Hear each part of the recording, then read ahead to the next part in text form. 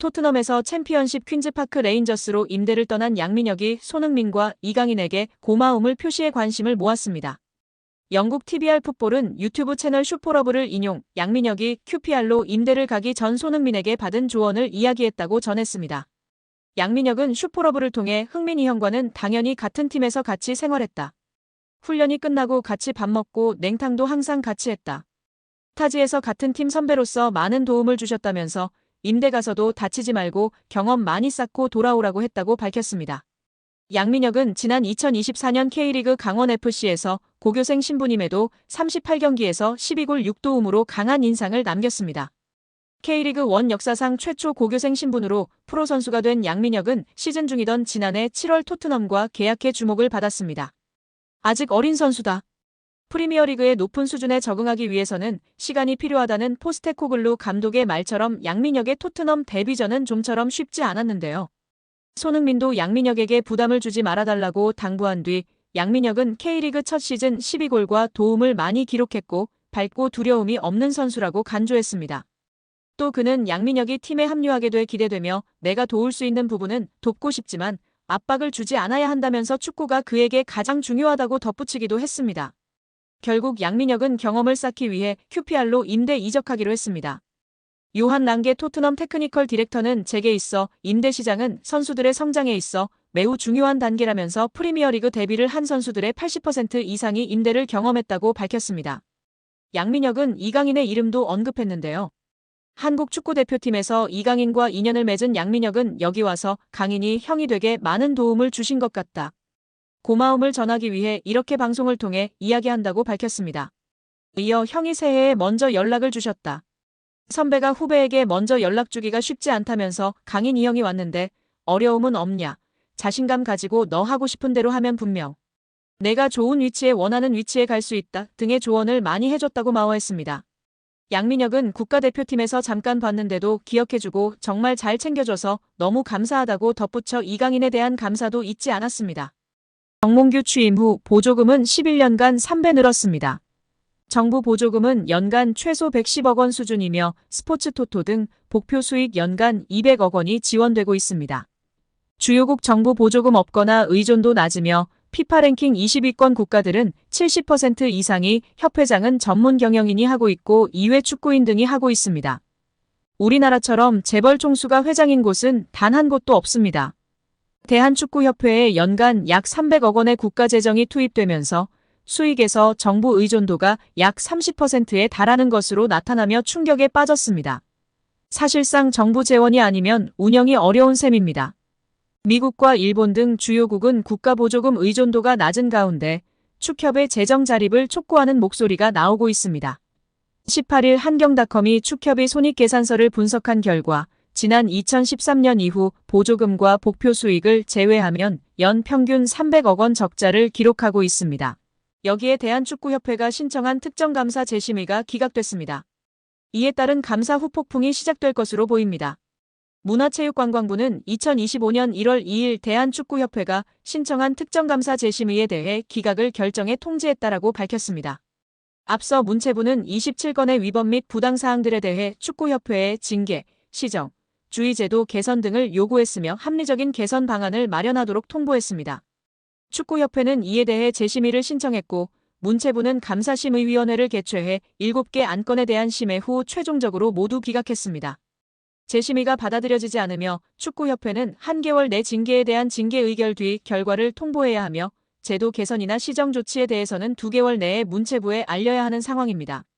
문체부는 최종 감사 결과 발표 당시 감독 선임 과정, 징계 축구인 기습 사면 및 철회, 천안축구종합센터 건립보조금 허위 신청 등에 대한 책임으로 자격정지 이상 중징계를 요구했습니다.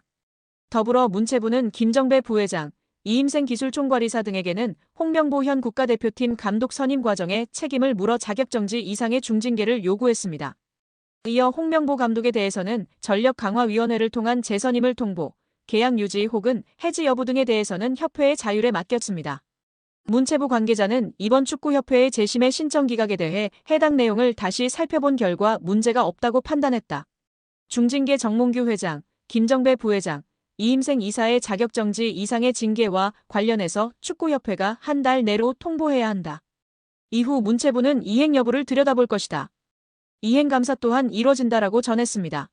축구협회의 감사 후 폭풍이 이어질 것이라고 알렸는데요.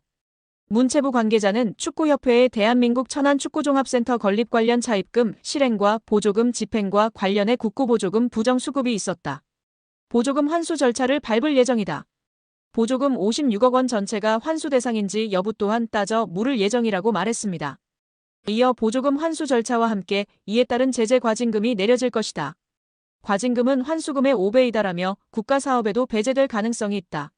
한 해 축구협회에 370억 원의 지원금이 나간다. 횟수가 늘어난다면 축구협회 예산에도 영향이 클 것이라고 덧붙였습니다. 또한 국회 국정감사에서 제기된 HDC 현대산업개발 직원의 부적정한 축구협회 파견 의혹 등에 대한 감사는 여전히 진행 중입니다. 문체부는 해당 감사 또한 곧 공개할 예정이라고 밝혔습니다. 이로 인해 축구계에서는 걱정이 이만저만이 아닌데요. 최악의 상황을 걱정하고 있습니다. 최악의 상황이라 함은 보조금 환수 절차와 함께 이에 따른 제재 과징금이 내려질 것이기 때문입니다. 과징금은 환수금의 5배이기 때문입니다. 이에 더해 축구협회에 지급되던 370억 원의 연간 지원금도 배제될 가능성이 높아지고 있습니다. 이 같은 조치는 재정적으로 궁핍한 축구협회 입장에서는 자칫 파산, 부도의 위기로 내몰릴 수 있다고 판단됩니다. 천안축구센터의 공사는 당연히 큰 차질이 예상되고 직원들의 급여 지급도 원만하지 않을까 걱정이 됩니다. 박문성 축구해설위원이 정몽규 대한축구협회 회장을 비판했습니다. 박 해설위원이 27일 MBC 라디오 뉴스 하이킥에 출연해 정 회장에게 직격탄을 날렸는데요. 박문성 축구해설위원이 정 회장이 자진해서 사퇴하지 않는 이유를 두고 정 회장 마음속에 들어가 보지 않는 이상은 알 수 없다. 하지만 축구협회 회장 자리는 매력적인 공간이다. 우리는 축구협회장 자리를 한국 축구의 수장 정도만 생각한다. 하지만 국제축구연맹 피파가 진행하는 월드컵을 포함한 모든 국제적인 행사에 축구협회장 자리로 가면 그 의전은 사실상 거의 대통령급에 해당한다고 말했습니다. 이어 유럽에 가면 축구협회 회장 아니면 축구팀의 구단주 이런 명함이 박혀 있으면 활동하거나 비즈니스 하는데 매우 큰 도움이 된다고 밝혔습니다. 그러면서 지금까지 나왔던 많은 문제 이미 드러나 있다. 또 이번 현안 질의를 통해서 사실은 의혹이 해소되기는커녕 더 많이 부풀어졌다. 하나도 해명되지 않았다. 오히려 지금 의혹이 계속 더 추가로 나오고 있다. 특히 홍명보 한국 축구대표팀 감독 선임의 절차와 과정에 모든 것들이 다 불공정했다는 이야기들이 이미 다 어느 정도 나왔다.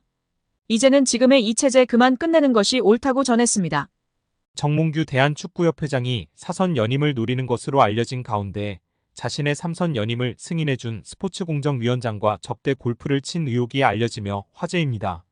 미래통합당 김승수 위원은 체육단체의 협회장은 3선을 하기 위해서는 스포츠공정위원회의 승인을 얻어야 한다면서 스포츠공정위 승인을 받은 직후 당시 스포츠공정위원장이던 김병철 위원장 등 8명을 정몽규 소유의 원주 오크밸리로 초대해 접대 골프를 했다는 제보가 있다고 밝혔습니다. 정몽규 회장은 언제인지는 모르지만 언제 한번 친 적은 있다고 답했습니다.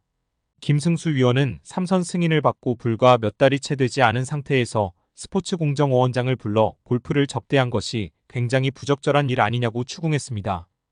2005년 8월 22일 홍명보 당시 대한축구협회 이사는 파주 국가대표 트레이닝 센터에서 시작된 KFA 2급 지도자 강습회에 참가했습니다. 홍명보는 지도자 자격증이 없는 상태였는데요. 지도자를 할 생각이었다면 상급 지도자 자격증부터 따야 했습니다. 상급 지도자 자격증을 따면 유소년이나 초등학교 축구교실에서 지도자 생활을 할 수 있었습니다. 2급 지도자 자격증을 따려면 상급을 따고 2년이 지나야 했습니다. 하지만 홍명보에겐 예외 조항이 적용됐습니다. 협회는 국가대표팀에서 A매치 20경기 이상을 소화하거나 K리그 100경기 이상 출전한 경력자들에 한해서는 상급 지도자 자격증 없이 바로 2급 지도자 자격증을 딸 수 있게 했습니다.